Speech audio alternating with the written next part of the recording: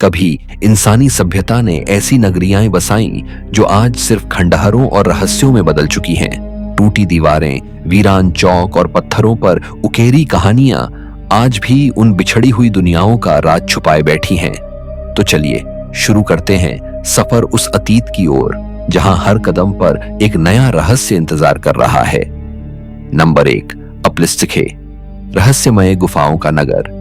Georgia की धरती पर एक चट्टानी पहाड़ी के बीच बसा है उब्लिस्तिखे, जिसे लोग गुफाओं का नगर कहते हैं। यहाँ की शुरुआत दूसरी सहस्राब्दी ईसा पूर्व से मानी जाती है और यह 13वीं सदी तक जीवित रहा। सोचिए, लगभग 3000 साल तक यह जगह इंसानों की बसावट, शक्ति और आस्था का केंद्र रही। पत्थरों को काटकर बनाए गए लगभग 700 कक्षों और गुफाओं ने इसे एक जीवित भूल भुलैया में बदल दिया था, जहां कभी 20,000 से ज्यादा लोग रहते थे। इस पूरे परिसर में मंदिर, थिएटर, जेल खाने और यहां तक कि औषधालय भी मिले हैं, जो यह साबित करते हैं कि यह शहर किसी साधारण बस्ती का हिस्सा नहीं बल्कि एक सुव्यवस्थित नगरी था। इसकी सबसे रहस्यमय बात यह है कि यहाँ की संरचनाओं में अलग अलग सभ्यताओं की छाप मिलती है, कहीं ईरानी शैली तो कहीं एशियाई प्रभाव। 9वीं से 10वीं शताब्दी में यहाँ एक तृण चर्च बनाया गया, जो आज भी इस जगह की पहचान है। लेकिन सबसे ज्यादा चौंकाने वाली बात यह है कि यहाँ पगान और ईसाई दोनों तरह के धार्मिक प्रतीक मौजूद हैं। इसका मतलब है कि यह शहर धार्मिक और सांस्कृतिक परिवर्तन का गवाह रहा, जहां पुरानी मान्यताओं और नई धारणाओं का मेल हुआ। कहा जाता है कि यहाँ की गुफाओं में बने भूमिगत रास्ते ऐसे जटिल थे कि दुश्मनों के लिए अंदर घुसना लगभग नामुमकिन था। पानी की व्यवस्था भी चट्टानों में काटे गए विशेष मार्गों से की जाती थी। यानी यह सिर्फ एक बस्ती नहीं बल्कि पूरी तरह से सोच समझकर बनाई गई किला नगरी थी। लेकिन अचानक यह शहर खाली हो गया, मानो लोग रातों रात यहां से गायब हो गए हों। कुछ इतिहासकार मानते हैं कि मंगोल आक्रमणों ने इसे तहस नहस कर दिया, तो कुछ का कहना है कि समय और प्राकृतिक आपदाओं ने इसे खत्म किया। आज उब्लिस्तिखे खंडहर में तब्दील हो चुका है, लेकिन जब आप इसकी गुफाओं में कदम रखते हैं तो ऐसा लगता है जैसे पत्थर अब भी बीते युग की फुसफुसाहट कर रहे हों। कहीं से ठंडी हवा आती है तो लगता है मानो कोई अदृश्य शक्ति अब भी पहरेदारी कर रही हो। हर गुफा, हर दीवार और हर सुरंग आज भी उस रहस्य को संजोए बैठी है कि आखिर यह विशाल नगर क्यों और कैसे वीरान हो गया।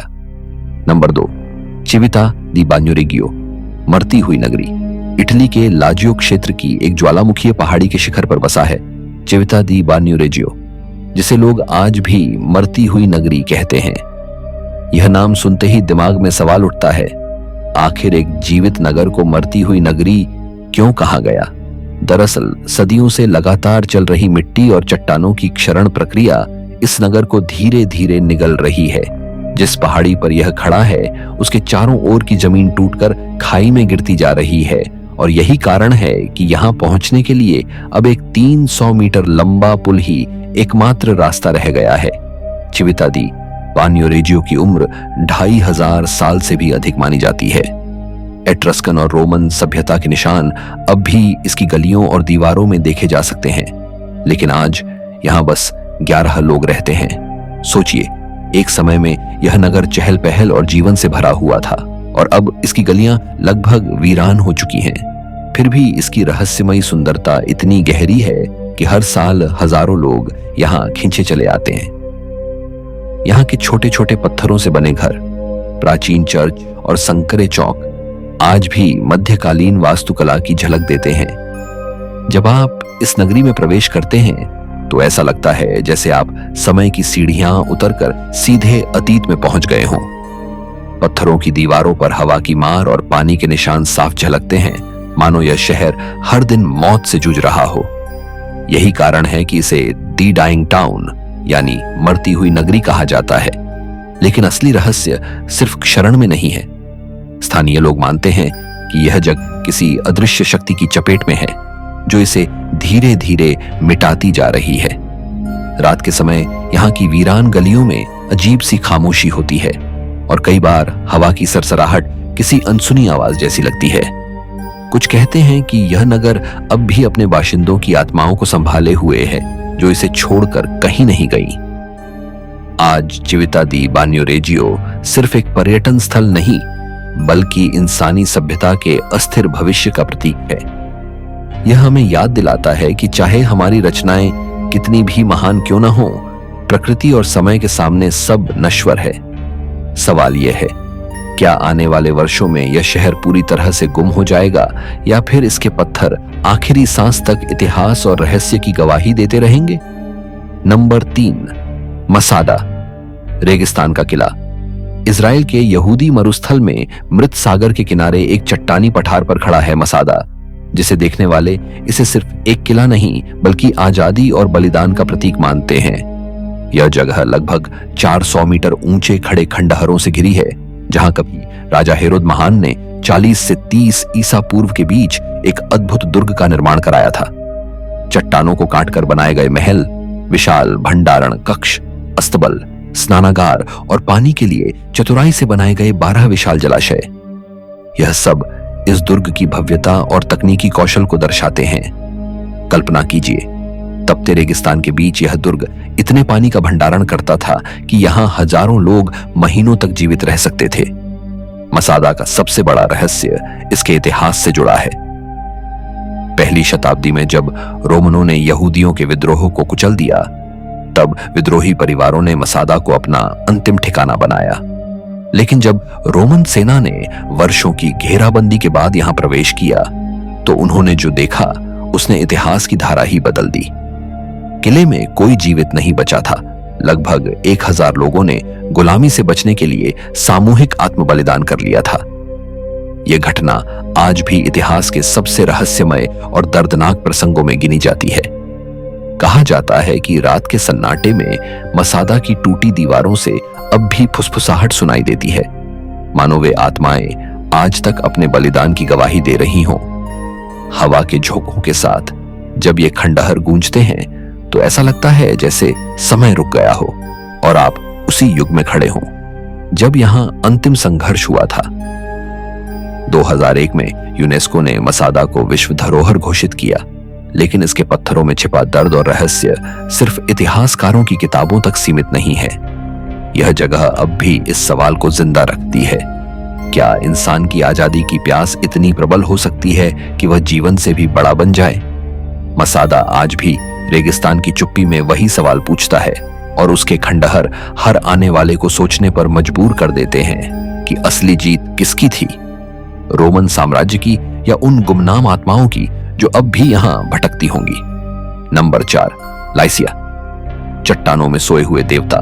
तुर्की के दक्षिण पश्चिमी तट पर फैली हुई भूमि लिसिया कभी प्राचीन सभ्यता का गौरवशाली केंद्र थी। नीले भूमध्य सागर के किनारे बसे पहाड़ों और घाटियों में फैले इस प्रदेश को देखकर आज भी लगता है जैसे यहाँ का हर पत्थर एक रहस्य समेटे बैठा है। यहाँ की सबसे अद्भुत पहचान है चट्टानों को काटकर बनाई गई विशालकाय कब्रें, जिन्हें देखकर लगता है मानो ये इंसानों के लिए नहीं बल्कि देवताओं के लिए घड़ी गई हों। ऊंचाई पर बनी ये कब्रें अब भी आकाश की ओर निहारती हैं, जैसे आत्माओं को धरती से सीधे स्वर्ग तक पहुंचाने का मार्ग दिखा रही हों। लिसिया केवल एक भूभाग नहीं था, बल्कि यहाँ स्वतंत्र नगर राज्य मिलकर एक संघ बनाते थे जिसे लिशियन लीग कहा जाता है। यह संघ दुनिया के शुरुआती लोकतांत्रिक प्रयोगों में से एक था, जहां हर नगर की अपनी स्वतंत्रता थी, लेकिन साथ ही वे एक दूसरे के साथ मिलकर निर्णय लेते थे। सोचिए, जिस दौर में पूरी दुनिया पर राजतंत्र और साम्राज्य का बोलबाला था, उस समय लिसिया ने लोकतंत्र की अवधारणा को जन्म दिया।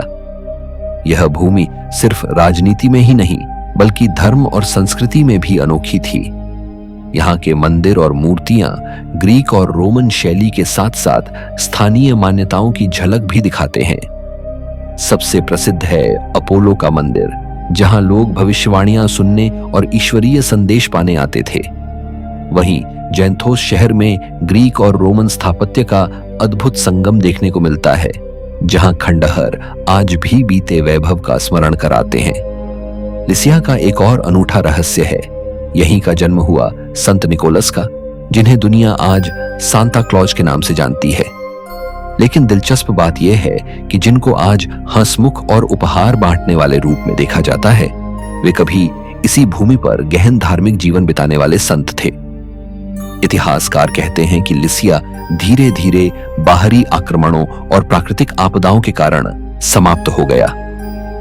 लेकिन कुछ स्थानीय किंवदंतियां बताती हैं कि इस भूमि के पत्थरों में आज भी उन आत्माओं की गूंज है जिनके शरीर इन चट्टानों में बनी कब्रों में दफन किए गए थे।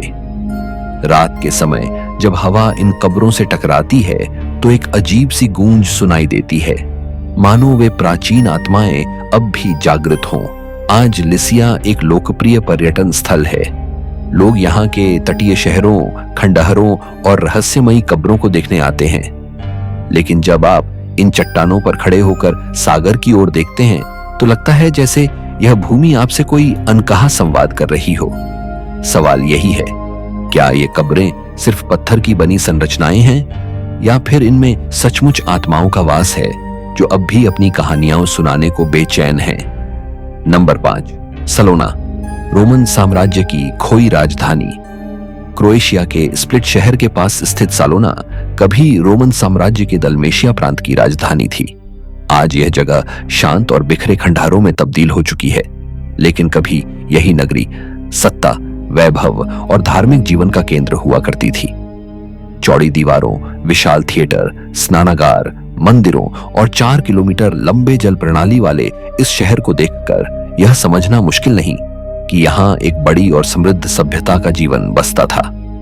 सालोना का इतिहास पहली शताब्दी ईसा पूर्व से शुरू होता है, जब यह क्षेत्र रोमन साम्राज्य के नियंत्रण में आया। धीरे धीरे यह शहर इतना महत्वपूर्ण हो गया कि इसे राजधानी घोषित किया गया।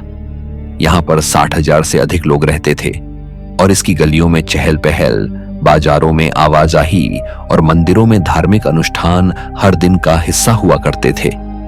लेकिन सालोना का महत्व केवल इसकी भव्यता तक सीमित नहीं था, बल्कि यह शहर ईसाई धर्म के प्रारंभिक केंद्रों में से एक भी था। यहाँ कई चर्च बनाए गए और कहा जाता है कि यहीं संत डोमिनियस जैसे ईसाई संतों को रोमन शासकों ने शहीद किया। उनके बलिदान की यादें आज भी इस शहर के खंडहरों में गूंजती हैं। सालोना का सबसे बड़ा रहस्य इसकी अचानक गिरावट और त्याग से जुड़ा है। 7वीं शताब्दी में यह शहर पूरी तरह वीरान हो गया। इतिहासकार मानते हैं कि आक्रमणकारी गोथ और एवर्स की बर्बर लूटपाट ने इसे तबाह कर दिया। लेकिन कुछ मानते हैं कि बीमारी और महामारी ने भी इस नगरी को खत्म करने में अहम भूमिका निभाई। जो भी हुआ वह इतना तेज था कि लोग सब कुछ छोड़कर भाग निकले और कभी वापस नहीं लौटे। आज सालोना में जब आप घूमते हैं तो टूटी हुई दीवारें, गिरा हुआ थिएटर और जर्जरित चर्च आपको एक रहस्यमय खामोशी में घेर लेते हैं। कभी जहां तालियों की गड़गड़ाहट और धार्मिक गीत गूंजते होंगे, वहां अब सिर्फ हवा की सरसराहट और पक्षियों की आवाज सुनाई देती है। रात के समय यह खंडहर और भी भयावह लगते हैं। कई बार यहाँ आने वाले लोग दावा करते हैं कि उन्हें प्राचीन स्तुतियों की हल्की आवाज सुनाई देती है या किसी अदृश्य छाया का एहसास होता है। शायद यह उन आत्माओं की गूंज हो जिन्होंने इस भूमि पर अपनी आस्था और जीवन दोनों को न्यौछावर किया। सालोना का एक और रहस्य इसके जुड़ाव से है रोमन सम्राट डियोक्लेशियन से। यहीं उनका जन्म हुआ था और उन्होंने पास ही स्प्लिट में अपना विशाल महल बनवाया, जो बाद में पूरे शहर में बदल गया। इस तरह सालोना के पतन ने स्प्लिट के उत्थान को जन्म दिया। आज यह जगह पर्यटकों और इतिहासकारों के लिए खुला है। खंडहरों में घूमते हुए ऐसा लगता है जैसे आप एक ऐसे संसार में प्रवेश कर गए हों जहां समय अचानक रुक गया हो। सवाल यही उठता है, क्या यह नगर वास्तव में आक्रमणों की आग में बुझा या फिर किसी गहरी महामारी की चपेट में आकर समाप्त हुआ? इसका उत्तर शायद कभी न मिले, लेकिन सालोना के पत्थर अब भी खामोश गवाह बने खड़े हैं, अपनी कहानियां उन लोगों से कहने के लिए जो इनके बीच चलने की हिम्मत करते हैं। नंबर 6, अओस्टा, आल्प्स का रोम। इटली के उत्तर पश्चिम में फ्रांस और स्विट्जरलैंड की सीमाओं के बीच एक घाटी में बसा है ओस्टा, जिसे लोग रोम ऑफ द आल्प्स कहते हैं। ऊंचे ऊंचे बर्फ से ढके पहाड़ों से घिरा यह शहर सिर्फ प्राकृतिक सुंदरता का केंद्र नहीं बल्कि इतिहास और रहस्य का भी खजाना है। यहाँ की गलियां और स्मारक आज भी रोमन साम्राज्य की शक्ति और मध्यकालीन सभ्यता की परतों को संजोए हुए हैं। कहा जाता है कि पहली शताब्दी ईसा पूर्व में रोमन सेनाओं ने आल्प्स के इस कठिन भूभाग को जीतकर यहाँ एक मजबूत नगर की नींव रखी। यह स्थान व्यापार और युद्ध दोनों के लिए रणनीतिक रूप से बेहद महत्वपूर्ण था। यही वजह है कि रोमन साम्राज्य ने इसे एक सांस्कृतिक और सैन्य केंद्र में बदल दिया। आज भी यहाँ के खंडहर उस समय की गवाही देते हैं। सबसे प्रमुख है पोर्टा प्रेटोरिया, एक भव्य द्वार जिसके नीचे से गुजरते ही ऐसा लगता है जैसे आप समय की सुरंग से गुजरकर सीधे प्राचीन रोम में पहुंच गए हों। यहाँ का रोमन थिएटर भी उतना ही अद्भुत है। कभी इसमें हजारों लोग एक साथ बैठकर नाटकों और उत्सवों का आनंद लेते थे। टूटी फूटी सीढ़ियां और अधूरी दीवारें आज भी उस शोरगुल और उमंग की गूंज को महसूस कराती हैं।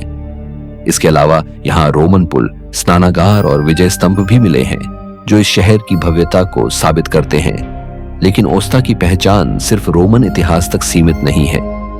मध्यकाल में यहाँ अनेक कगिले और महल बनाए गए। पहाड़ों की चोटियों पर बने ये कगिले आज भी रहस्यमयी आभा बिखेरते हैं। रात के सन्नाटे में जब बादल इन कहिलों के आसपास घूमते हैं तो ऐसा लगता है जैसे समय थम गया हो और इन दीवारों के भीतर अब भी कोई राज छिपा बैठा हो। स्थानीय किंवदंतियां कहती हैं कि कुछ कगिलों में प्राचीन योद्धाओं की आत्माएं आज भी पहरा देती हैं। ओस्ता को एक और कारण से भी रहस्यमय माना जाता है। यहाँ विभिन्न संस्कृतियों और सभ्यताओं का संगम हुआ है। इटली, फ्रांस और स्विट्जरलैंड की सीमाओं के बीच बसे होने के कारण यह हमेशा से एक सांस्कृतिक चौराहा रहा। यही वजह है कि यहाँ की भाषा, खान-पान और परंपराओं में अजीब सा मिश्रण दिखाई देता है। ऐसा लगता है जैसे यह शहर किसी एक सभ्यता का नहीं बल्कि कई सभ्यताओं का साझा खजाना हो। आज ओस्ता आधुनिक शहर है जहां सर्दियों में स्कीइंग और अन्य खेलों के लिए दुनिया भर से लोग आते हैं। लेकिन जब आप इसके खंडहरों और कगिलों के बीच घूमते हैं तो पर्यटन का शोर कहीं पीछे छूट जाता है और सामने आ जाती है एक रहस्यमयी खामोशी। हवा में ठंडक के साथ इतिहास की गंध महसूस होती है। आप चाहकर भी यह सोचने से खुद को रोक नहीं सकते कि इन पत्थरों ने कितने राज देखे होंगे, युद्धों के, प्रेम के, आस्था और विश्वास के, और शायद विश्वासघात के भी। ओस्ता हमें यह याद दिलाता है कि आल्प्स की बर्फीली चोटियां सिर्फ प्रकृति की सुंदरता ही नहीं बल्कि सभ्यता और रहस्य की गवाह भी हैं। सवाल यही है, क्या यह शहर आज भी सिर्फ इतिहास का अवशेष है या फिर इसकी गहराई में अब भी कोई ऐसा रहस्य दफन है जिसे दुनिया ने अभी तक नहीं जाना? नंबर 7, सगंटो, हनिबल का घेराव और खोया वैभव। स्पेन के वालेंसिया प्रांत की पहाड़ियों पर बसा है सगुंतो, एक ऐसा शहर जिसने प्राचीन सभ्यताओं का उत्थान और पतन दोनों देखा। यह शहर इबेरियन संस्कृति, रोमन साम्राज्य, इस्लामी शासकों और ईसाई प्रभावों का संगम रहा है। लेकिन इसकी सबसे बड़ी पहचान उस ऐतिहासिक घटना से जुड़ी है जिसने पूरी दुनिया के इतिहास को बदल दिया। 219 ईसा पूर्व में कार्थेज के महान सेनापति हनिबल द्वारा किया गया घेराव। यही वह घटना थी जिसने दूसरे पुणिक युद्ध की शुरुआत की और रोम तथा कार्थेज के बीच विनाशकारी संघर्ष को जन्म दिया। सगुंतो का किला एक ऊंची पहाड़ी पर स्थित है। इसकी दीवारें किलोमीटरों तक फैली हुई हैं और सदियों के आक्रमणों और परिवर्तनों के बावजूद अब भी मजबूती से खड़ी हैं। इस किले से नीचे फैली घाटी और दूर दूर तक दिखाई देने वाला समुद्र इसे एक रणनीतिक गढ़ बनाता था। इतिहासकार कहते हैं कि इबेरियन लोगों ने यहाँ पहली बस्ती बसाई थी और धीरे धीरे यह एक मजबूत नगर में बदल गया। जब हनिबल ने इस पर आक्रमण किया तो कहा जाता है कि महीनों तक यह शहर वीरता पूर्वक टिके रहा। महिलाएं और बच्चे तक दीवारों से पत्थर और आग फेंककर दुश्मनों को रोकते थे। लेकिन अंततः जब शहर गिरा तो रक्त की नदियां यहाँ बह गईं। सगुंतो के लोगों ने हार मानने के बजाय आत्म बलिदान को चुना। यह बलिदान ही था जिसने रोम को हिला दिया और उसे कार्थेज के खिलाफ निर्णायक युद्ध में झोंक दिया। आज भी किले की दीवारों पर खड़े होकर लगता है जैसे उन चीखों और टकराहटों की गूंज हवा में तैर रही हो। रोमन शासन के समय सगुंतो फिर से उठ खड़ा हुआ। यहाँ विशाल थिएटर बनाया गया जिसमें 5000 से अधिक लोग बैठ सकते थे। आज भी यह थिएटर खंडहर रूप में मौजूद है और स्थानीय लोग कहते हैं कि कभी कभी रात के समय यहां से हल्की फुसफुसाहट और संगीत जैसी आवाजें आती हैं, मानो प्राचीन कलाकार अब भी अपनी कला दिखा रहे हों। इसके अलावा यहां पत्थरों पर उकेरी गई लैटिन अभिलेखाएं उस द्वार की गवाही देती हैं। समय बीतने के साथ यह शहर इस्लामी शासकों और ईसाई सेनाओं के बीच भी संघर्ष का केंद्र बना। हर युग ने यहां अपनी छाप छोड़ी, कहीं मस्जिदों के निशान, कहीं चर्चों के अवशेष और कहीं पुरानी रोमन दीवारें। यही कारण है कि सगुंतो को आज भी इतिहास की परतों में दबा हुआ एक जीवित संग्रहालय कहा जाता है। लेकिन इसके पतन का कारण केवल युद्ध नहीं थे। भूकंप और प्राकृतिक आपदाओं ने भी इसे बुरी तरह प्रभावित किया। कई बार यहाँ की दीवारें गिर गईं, घर बर्बाद हो गए और लोग यहाँ से पलायन कर गए। धीरे धीरे यह कभी गौरवशाली शहर खंडहरों में बदल गया। आज सगुंतो एक शांत कस्बा है जहां पर्यटक इसके किले, रोमन थिएटर और खंडहरों को देखने आते हैं। लेकिन जब आप इन प्राचीन दीवारों पर हाथ रखते हैं तो उनमें एक अजीब सी सिहरन महसूस होती है। ऐसा लगता है जैसे यह पत्थर अब भी उन वीर योद्धाओं और आम नागरिकों की कहानियां सुनाते हैं जिन्होंने अपनी मातृभूमि के लिए सब कुछ बलिदान कर दिया। रात के समय जब हवाएं इन दीवारों से टकराती हैं तो खामोशी इतनी गहरी होती है कि लगता है जैसे किसी ने अभी अभी कोई रहस्य फुसफुसाया हो। सगुंतो हमें यह सिखाता है कि सभ्यताएं चाहे कितनी भी मजबूत क्यों ना हो, युद्ध और समय के सामने नश्वर हैं। लेकिन इसके खंडहर यह भी बताते हैं कि बलिदान और आत्मा की शक्ति कभी नहीं मरती। सवाल यही है, क्या यह शहर सचमुच पूरी तरह मर चुका है या इसकी आत्मा अब भी उन पत्थरों और हवाओं में भटकती है, हमें यह याद दिलाने के लिए कि इतिहास केवल किताबों में नहीं बल्कि हमारे आसपास की खामोश दीवारों में भी जिंदा है। नंबर 8, साग्रेस, दुनिया का किनारा और समुद्र के भूत पुर्तगाल के दक्षिण पश्चिमी सिरे पर अटलांटिक महासागर की ओर झुकी हुई चट्टानों के ऊपर बसा है साग्रेस। यह वह जगह है जिसे सदियों तक लोग दुनिया का किनारा कहते रहे। उस दौर में जब लोग मानते थे कि समुद्र के पार अंधकार और अनजान खाई है, तब साग्रेस की खड़ी चट्टानें साहस और रहस्य का प्रतीक बन गई। यहाँ की ऊंची चट्टानों से नीचे टकराती समुद्री लहरें और चारों ओर फैली गहरी धुंध आज भी एक ऐसा वातावरण बनाती हैं जिसमें रहस्य और भय दोनों महसूस होता है। 15वीं शताब्दी में यहीं पर पुर्तगाल के शहजादे हेनरी द नेविगेटर ने एक प्रसिद्ध नौसैनिक अकादमी स्थापित की थी। कहते हैं कि इसी अकादमी से प्रशिक्षित नाविकों ने आगे चलकर दुनिया की सीमाओं को तोड़ा और अटलांटिक पार नई नई खोजें की। लेकिन स्थानीय दंत कथाएं बताती हैं कि इन नाविकों को हमेशा रहस्यमयी ताकतों का सामना करना पड़ता था। साग्रेस की चट्टानों पर खड़े होकर समुद्र को देखने वाले कहते हैं कि कभी कभी धुंध से अचानक कोई जहाज उभरता है और फिर देखते ही देखते गायब हो जाता है। लोग इसे भूतिया जहाज कहते हैं, जो उन नाविकों की आत्माएं लेकर चलता है जो समुद्र की गहराइयों में समा गए। यहाँ की हवाएं बेहद तेज चलती हैं। रात के अंधेरे में इन हवाओं की आवाज कई बार किसी चीख या फुसफुसाहट जैसी लगती है। मछुआरे मानते हैं कि यह उन नाविकों की पुकार है जो सदियों पहले समुद्र में डूब गए।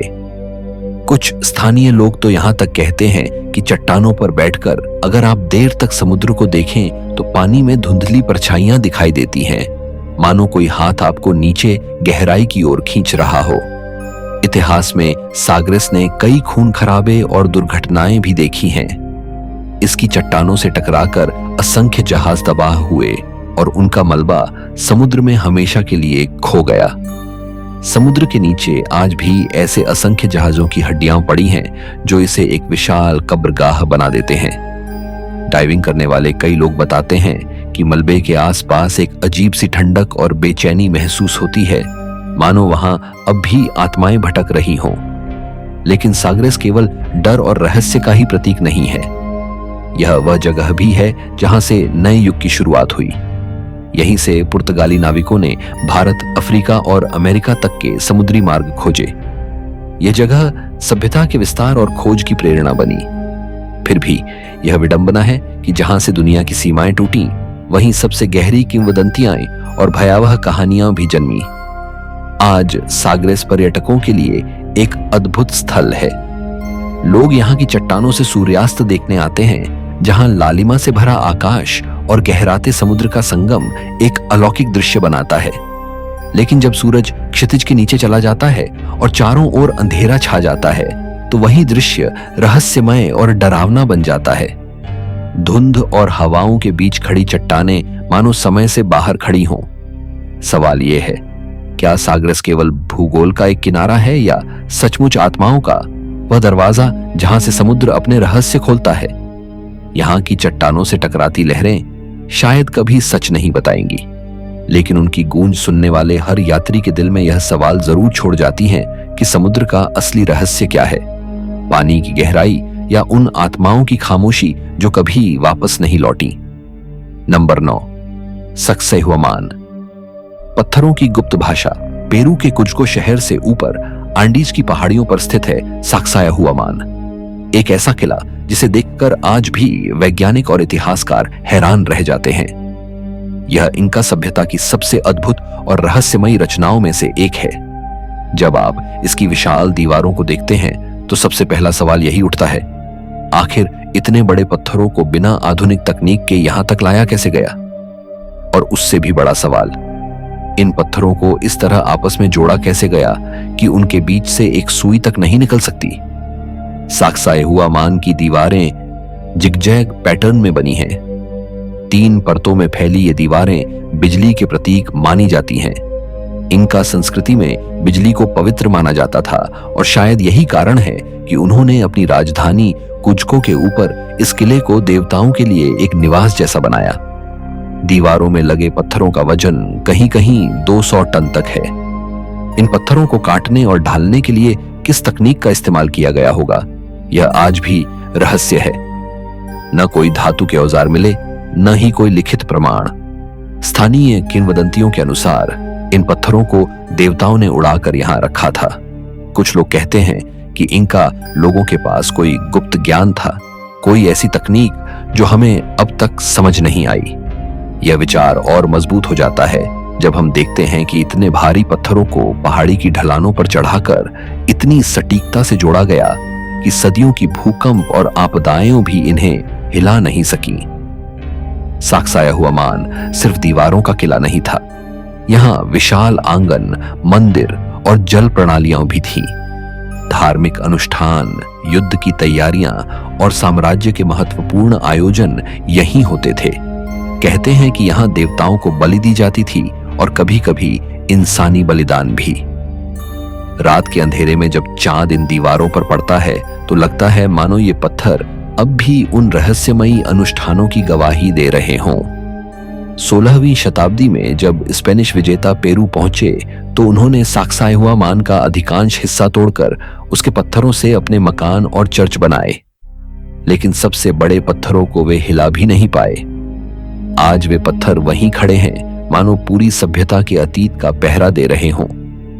साल 1983 में यूनेस्को ने कुज्को और सक्सेहुआमान को विश्व धरोहर घोषित किया, लेकिन इसके बावजूद यह रहस्य अब भी अनसुलझा है कि आखिर बिना पहियों, बिना लोहे और बिना मशीनरी के इंका लोगों ने यह चमत्कार कैसे किया।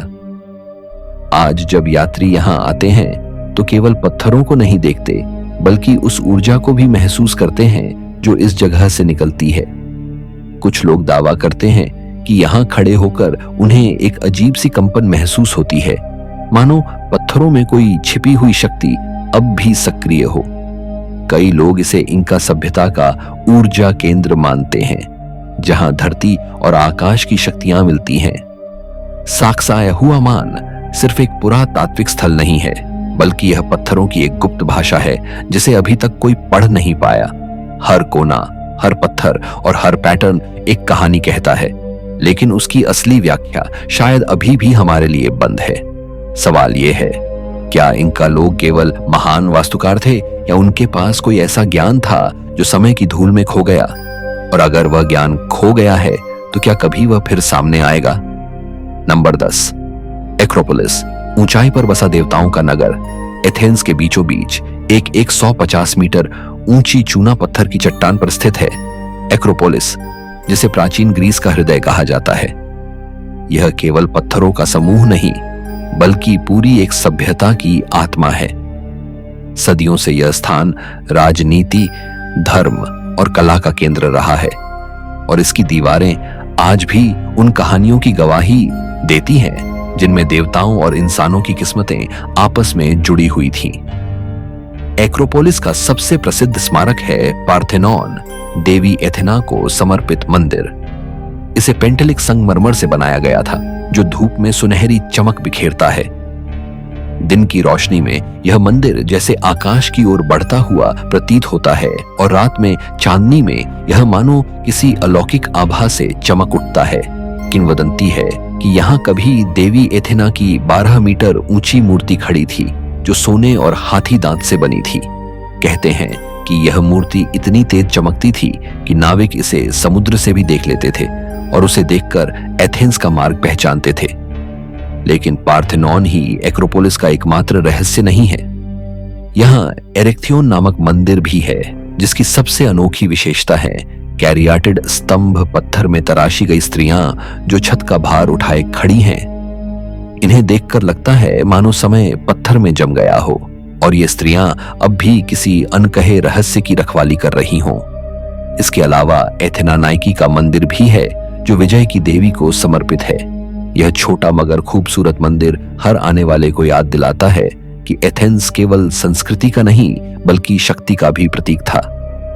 इतिहासकार मानते हैं कि एक्रोपोलिस का निर्माण 5वीं शताब्दी ईसा पूर्व में हुआ, जब एथेंस अपने स्वर्ण युग में था। यह वह दौर था जब कला, विज्ञान और लोकतंत्र का जन्म हुआ। लेकिन उत्थान के साथ साथ संघर्ष भी आते रहे। इस दुर्ग पर कई बार आक्रमण हुए। रोमन, बीजांटिन, ऑटोमन, हर साम्राज्य ने यहां अपनी छाप छोड़ी। कभी यह चर्च बना, कभी मस्जिद और कभी किला। हर बार इसकी आत्मा पर परतें चढ़ी, लेकिन इसकी मूल पहचान मिट नहीं पाई। एक्रोपोलिस से जुड़ी सबसे रहस्यमय बात यह है कि इसके नीचे आज भी पुराने मंदिरों और संरचनाओं के अवशेष दबे हुए हैं।